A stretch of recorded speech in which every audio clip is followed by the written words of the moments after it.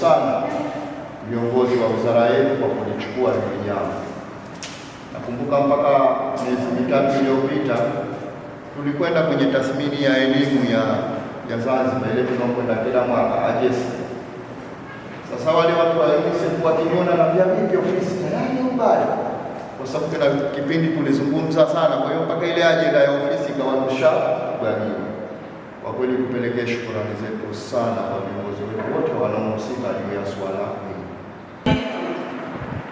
Hii ofisi yetu ya wilaya, tunajua kama ndani ya wilaya ya Micheweni tulikuwa na changamoto kubwa ya ofisi kwa upande wa elimu.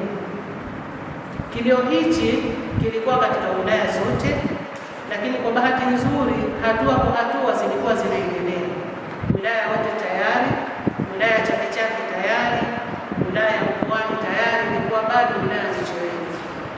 Na kwa rehema za Mungu na mwezi huu mtukufu tulio nao leo hii, ikiwa ni mwezi mosi, Mwenyezi Mungu ametupa baraka na tuongezee baraka jengo hili liwe na manufaa kwetu sisi. Tunakabidhiwa jengo hili la kiutendaji ndani ya wilaya ya Micheweni. Hili la kwetu tulilopatiwa tulitunzeni, tulithamini. Ikitokezea labda kuna baadhi ya changamoto ndogo ndogo iliyopo ndani ya uwezo wetu, tuitekelezeni. Tumeridhia kwanza tuhamishe vifaa vyetu vile tulivyokuwa tukitumia awali, tuje tutumie hapa ili kupata nafasi ukabidhi kutokana na hali zetu zilivyo, tuanze kutumia. Kwa hiyo humu muna miundombinu mbalimbali.